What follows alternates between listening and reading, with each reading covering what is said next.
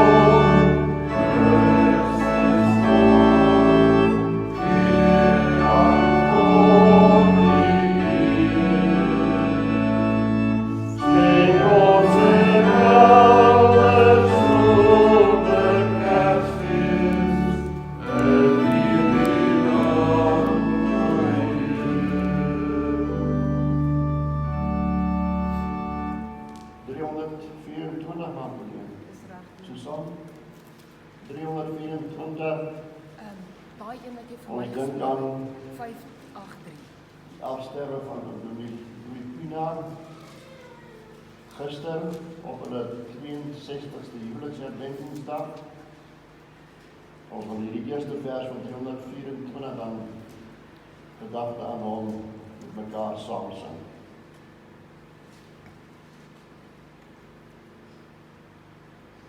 Mijn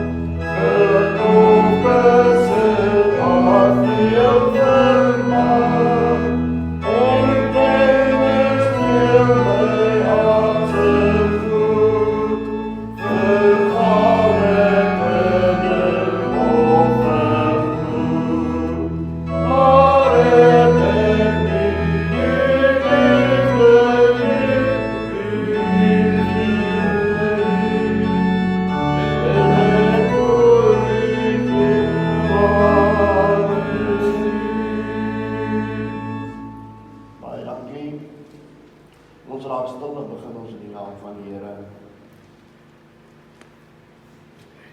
Kyk, soos die oë van die knegte is op die hand van hulle Heer, soos die oë van die diensmaagd is op die hand van haar meesteres, so is ons oë op die Here onze God, totdat hy ons genadig is. Genade vir u en vrede van God onze Vader en die Here Jesus Christus, deur die kragtige werking van die Heilige Gees. Amen. Ons blaai na Psalm 146, Psalm 146. Daarvan sing ons die eerste, die derde en die 8ste vers. Prys die Here met blye galme. En dan ook die derde vers. Salig hy wat in die lewe sonder rot en sonder raad, as om alles wil begewe, vlug tot God sy toeverlaat. En dan die 8ste vers. Dis die God der leer, mag die troue bondsgod van wel eer. God van wordende geslagte tot in ewigheid die Heer. 1, 3 en 8.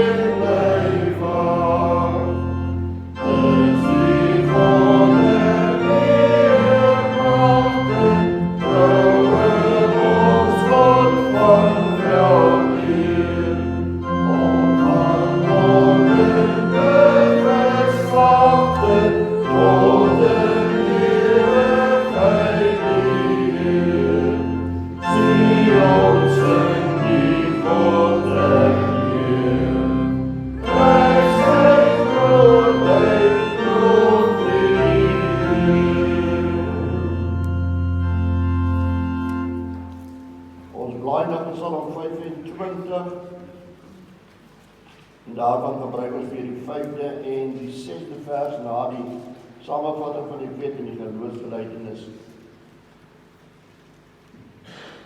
En ons vind dan weer die samenvatting van die wet in Mattheus 22.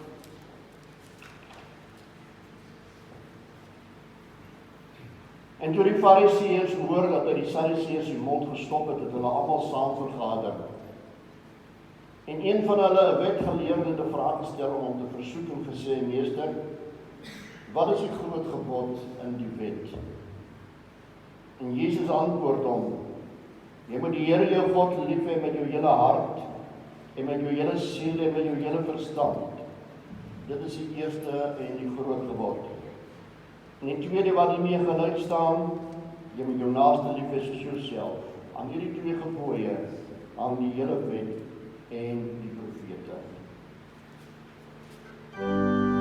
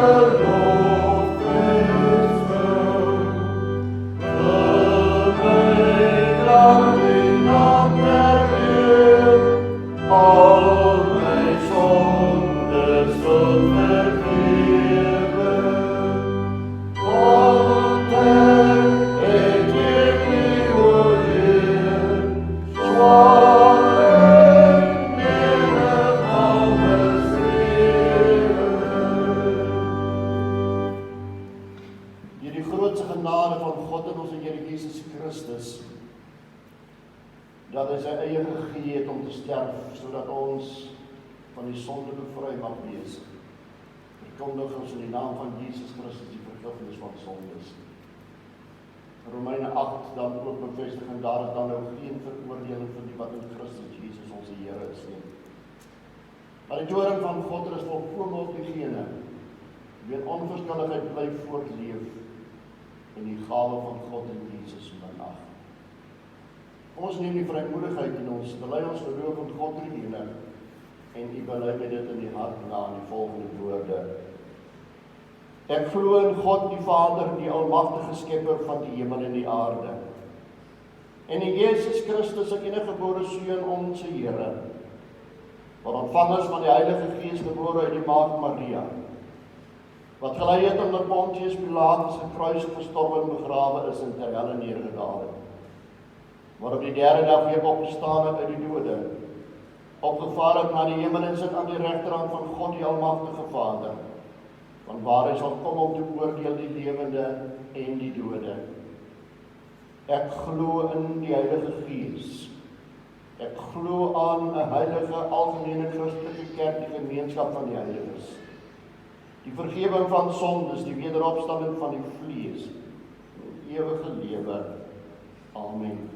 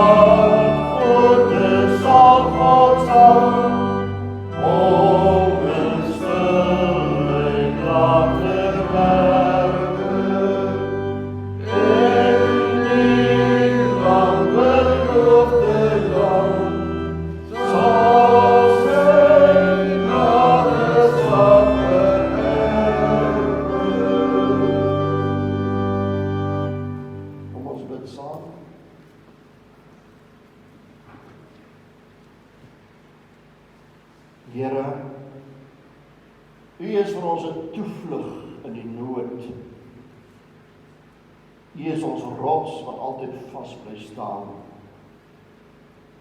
Al kom daar die bedreigings van die vyand, al kom hulle leerwende stormend op ons aan, laat dan maar buig en beef, o Here, al wat leef, hier omgeef. Selfs die berge kan uit hulle plek skuif. Vir ons sal die vrees van U regeer. Baie dankie vir die wonder van hierdie oomblik ook, dat U vir ons byeen geroep het om as gemeente te vergader, om saam te kom rondom die woord en onder die geklank van die woord. En baie dankie ook vir die orde in ons erediens, dat ons daarop mag reageer. Maar U woord bly die middelpunt, die sentrum van alles. Want U spreuke is ons lewe, Here. En ons kan nie reageer as U ons nie aanraak nie. Baie dankie dat U ons gedra deur die week wat verby is, sodat ons hierdie dag mag meemaak. Miskien is daar baie ander dinge waar ons graag sou wou wees en kon wees. Maar dankie dat U ons gebind het en ons geroep het om ons afspraak na te kom. Maar dis ook ons bede, Here, dat dit nie maar net woorde sal bly wat by die een oor ingaan en die ander uit. Dat dit nie maar net sal bly die woorde wat deur 'n mens gespreek word nie. Maar dat ons die hemelse dinge sal bedink, nie die dinge van mense nie. Dat ons sal weet U Gees werk en U Gees raak waar ons nie dink kan raak. Want Here, dit is 'n wonder. 'n Wonder dat 'n mens verander kan word. vernuwe kon word. Dis net die Here wat dit kan doen. En ons bid dat U ook hierdie woord in ons hart sal skrywe en dat dit deel van ons ganse lewe in ons wêreldsbestaan en beskouing sal word. Dat U in ons sal leef en beweeg. Dat ons U sal eer in ons dade as koning en God van hemel en aarde. As daar enige iets is wat ons verhinder om eerlik en opreg te luister, neem dit asseblief weg. Verwyder dit van ons, dat ons hierdie oomblikke aan U gewy mag wees. Ons bid dit in Jesus se wonderlike naam. Amen. Gemeente, ons blaai na Markus hoofstuk 8.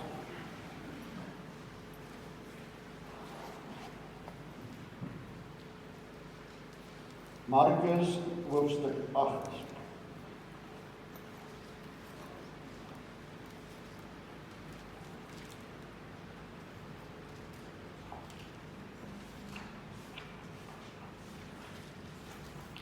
En ons sal lees vanaf die 27ste vers.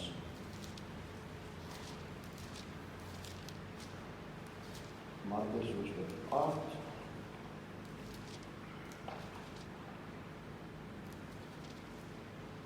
Vanaf die 27ste tot en met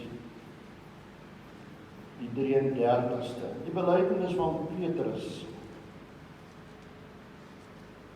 En Jesus en sy disippels het uitgegaan na die dorpie van Caesarea Philippi. En nou op pad vra hy sy disippels en sê vir hulle: "Wie sê die mense is ek?" En hulle antwoord: "Johannes die Doper, en ander Elia, en ander een van die profete." En hy sê vir hulle: "Maar julle, wie sê julle is ek?" En Petrus antwoord en sê vir hom: "U is die Christus." En hy het hulle streng beveel om niemand van hom te vertel nie. Toe het hulle begin leer dat die Seun van die Mens baie moet ly en verwerp word deur die ouderlinge en die owerpriesters en die skrifgeleerdes en gedood word en na 3 dae opstaan. En hierdie woorde het hy ronduit gespreek. En Petrus het hom op sy geneem en hom begin bestraf. Maar hy het hom omgedraai, terwyl hy sy disippels aankyk, het hy Petrus bestraf en gesê: "Gaan weg agter my, Satan, want jy bedink nie die dinge van God nie, maar die dinge van die mens." Tot sover. Die laaste gedeelte van 33. Want jy bedink nie die dinge van God nie, maar die dinge van die mense. By die geboorte van ons Here Jesus Christus gebeur daar 'n hemelse wonder. Dis 'n ingrype en 'n inbreuk vanuit die hemelse heerlikheid. Die sondige bestaan van hierdie wêreld. Dis 'n ingrype wat die wêreld nie sal kan en kon verstaan het nie. Wat ons kan sê, dis buitewêrelds. Ons nie binne die ervaringswêreld van die mensdom nie. Wel is die mens godsdienstig. Israel was godsdienstig gelowig. Hulle het hulle profete gehad. Hulle het hulle wette gehad. Maar hulle kon nie verstaan. En broeders, is dit die mens is 'n geskaapenheid. Die heelal is 'n geskaapenheid. Dis die handewerk van God. Daar's 'n buitewêreldse lewe wat bestaan het nog voor die skepping, voor enige materie. Dit is 'n skepping vanuit die almag en die heerlikheid van die ewige werklikheid. Met engele moes God deurbreek om die skaapwagters iets daarvan te vertel, om hulle in beweging te bring. Hulle het onmiddellik gegaan en by die krib gekom en die kind gevind en hom verheerlik en gesê dat dit alles gebeur soos wat vir ons gesê is, maar nog kom die grootsheid daarvan verstaan. Want gemeente van die Here, ons is geskape as mense binne tyd en ruimte. Binne die ballon van tyd en ruimte, en ons kan nie daar buite dink nie.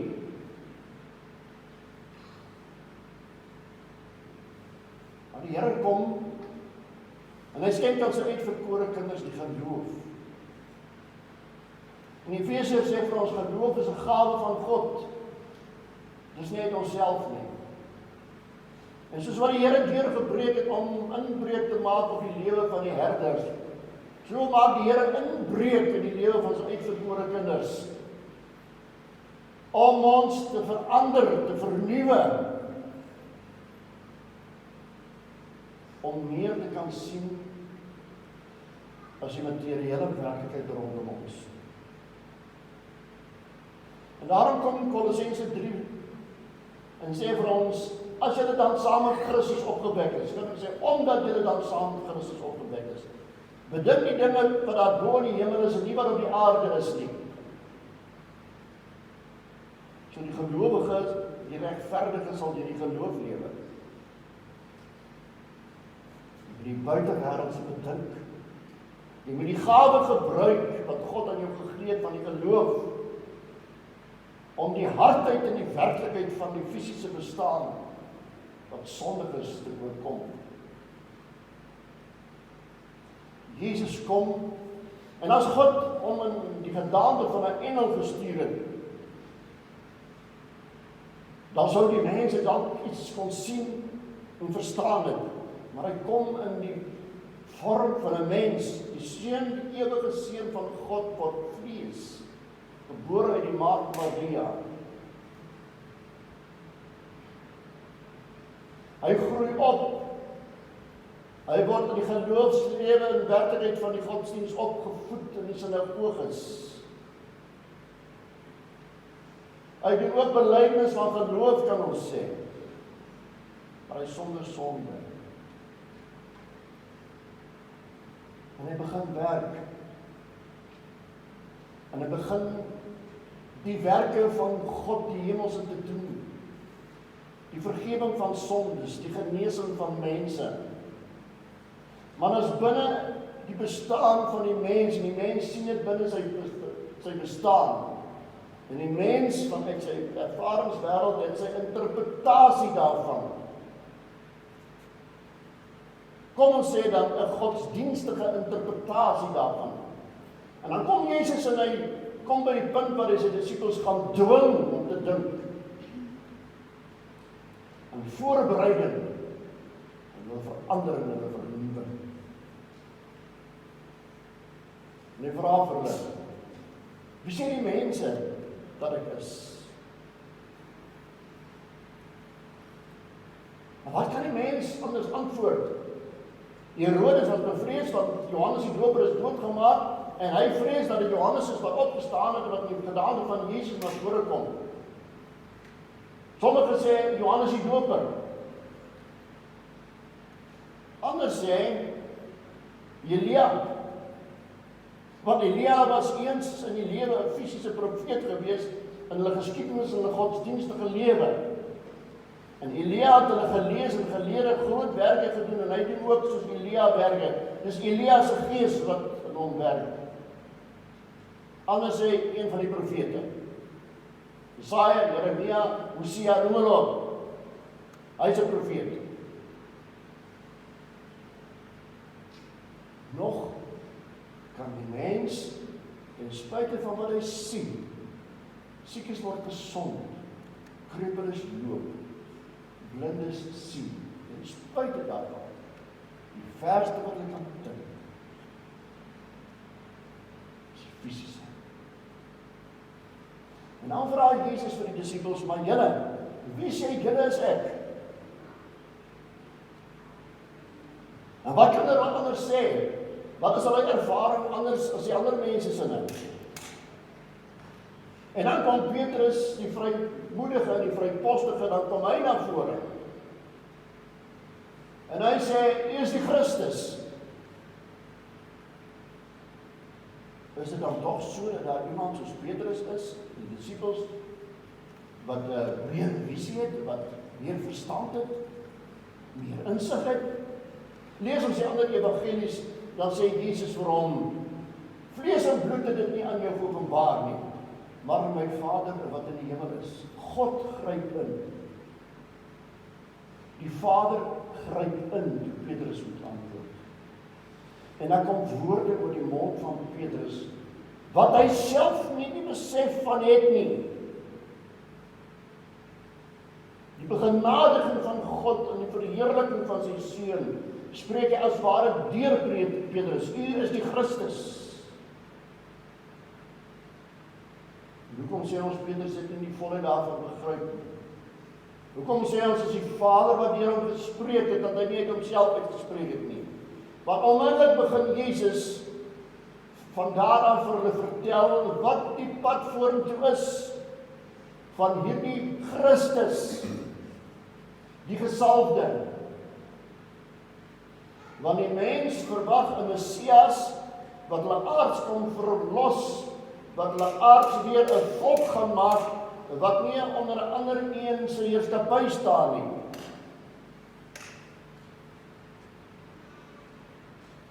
Toe hy hulle vertel van die lyding wat daar moet kom, toe hy hulle vertel van die verwerping wat daar moet kom, en hy vertel hulle van die dood.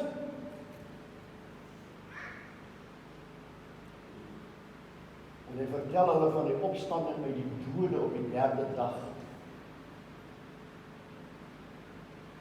Kan ons dan sê, val die tor weer van die proppie af?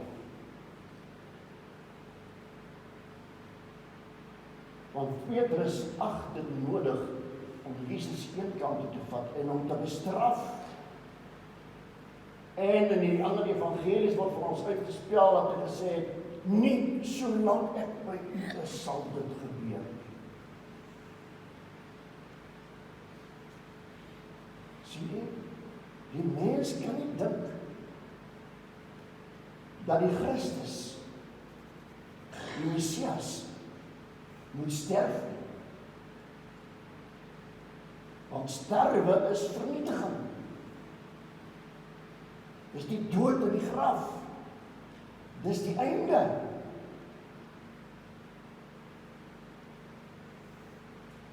Daarom dat Jesus hulle so som omdraai terwyl hy vir sy disippels kyk, sê hy vir Petrus, gaan weg agter my, Satan. Want op daardie oomblik kom dit dat die menswees van Jesus Christus vir hom tot 'n versoeking. Want hy, die Messias, weet wat lê voor. Die verwerping, die kruisiging. Dis vir hom 'n werklikheid. Hy sien dit. Hy beleef dit al vooruit. Hy is die alwetende, hy is die almagtige, hy is God. En as 'n mens van 'n vrees is daar die vrees. En Petrus se woorde vir hom is die woorde van Satan. Soos wat hy hom by die versoeking gesê het, aanbid my en ek gee al hierdie koninkryke. In ander woorde, jy hoef nie kruis toe te gaan nie, jy hoef nie te sterf nie. Aanbid my en ek gee dit vir jou, ek staan vrywillig dit af. Dis 'n herhaling van my versoeking. Gaan weg agter my, Satan. En dan praat hy met die disippels en hy sê vir hulle, want julle bedink nie die dinge van God nie, maar die dinge van mense. Gemeente, die mens kan nie van die aarde af God bedink nie. Daarom dat die geloof kom en vir jou laat bely, die woord, die Bybel is die woord van God. Met ander woorde, dit gaan van die woord uit na die mens toe, nie die mens na die woord toe nie. En daarom kan geen mens, hoe ver hy ook al gestudeer het, en hoe hoog opgelei hy ook al in die teologie is, kom en sê, hierdie is woorde oor God, en ons kan ook oor God praat nie. Hoe praat ek oor God? Vanuit 'n materiële wêreld, vasgevang in my ballon van tyd en ruimte, vasgevang in my vreeslike bestaan van sonde en verlorenheid.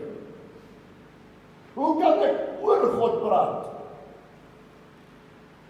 En wanneer dit gebeur is dan wanneer die mens kom en die tweede gebod oortree en van God wat in die hemel is, beelde en gelykenisse maak. Die liefdevolle Jesus wat nooit straf nie. Die liefdevolle Jesus vir wie daar nie meer sonde bestaan nie. Die liefdevolle Jesus vir wie daar nie 'n hel is of 'n ewige oordeel is nie. Dis wanneer jy die dinge van die mens bedink, dat jy dink jy slim, jy het al wetenskaplik so gevorder, dat jy kan uitvind wat in hierdie boek oor God oudtyds is en niets geïnterpreteer moet word. Dit kan nie. En daarom sê die Here Jesus Christus vir Nikodemus, voorwaar ek sê vir jou, as jy nie weer gebore word nie, sal jy die koninkryk van God nie sien nie. Al weet jy hoeveel oor God. Al bely jy hom hoeveel keer. Jy doen dit nog altyd vanuit jou menslike bestaan en vanuit jou menslike opvoeding en jou aanleer van 'n godsdiens. Dis eers wanneer God kom en hy dring jou lewe in en hy maak jou nuut, hy laat jou weer gebore word, want onmiddellik dink Nikodemus weer die dinge van die mens.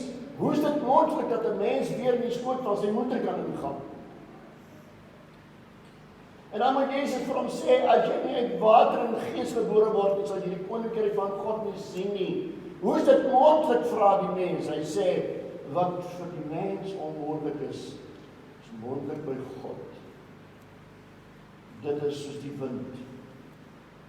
Jy hoor sy geluid, maar jy weet nie waar hy vandaan kom, jy weet nie waar hy gaan. As God jou nie nuut maak, kan jy nie doen wat Kolossense 3 sê. Die dinge wat daar bo is, nie die dinge op die aarde. Soos Kolossense ook sê, daar waar julle in Christus reeds verborge is, gebonde is.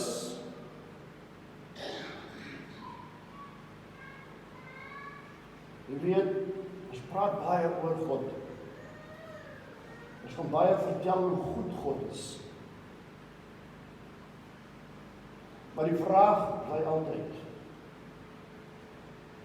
is God jou Here en jou koning? Is sy woord jou alles? Is sy woord jou anker? Want solank jy jouself jou anker maak om oor hom te dink en te besluit, is jy soos 'n skip op die see sonder 'n anker, sonder vastigheid.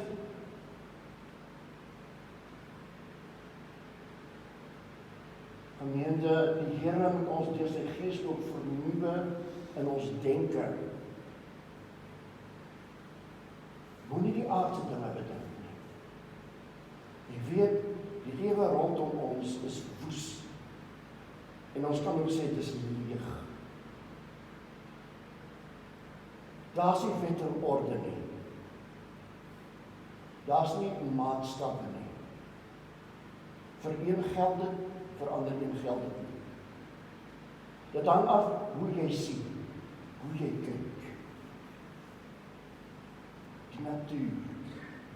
Dis warm. Dis 1 Desember.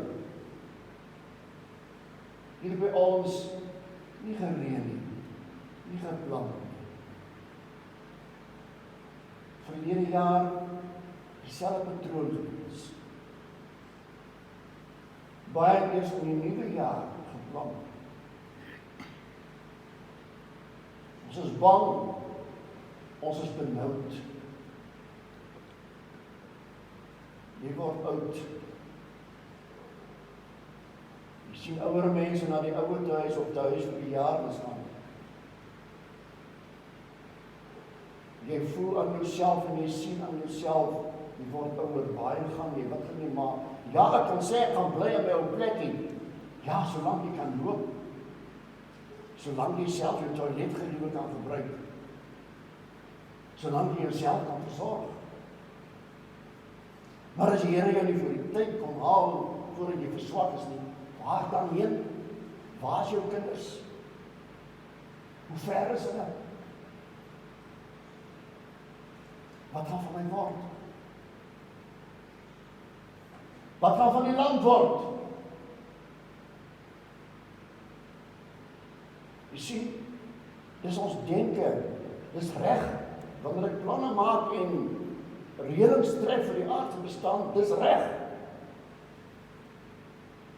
Maar ek moet nie die dinge van die mens bedink nie, maar die dinge van God bedink. Wie is die een wat hierdie chaos tot hiertoe toelaat? Wie is die een die konings aanstel en konings afhaal? Waarvan die verlede, die geskiedenis vol bewyse is. Wie is die een wie die reën weghou en die reën stuur? Sy naam is God, drie-enig, Vader, Seun en Heilige Gees. Hy is die God wie sy enige gebore seun gegee het, sodat elkeen wie in hom glo nie verlore mag gaan nie, maar die ewige lewe kan hê. Hy is die een wie die dode uit opwek.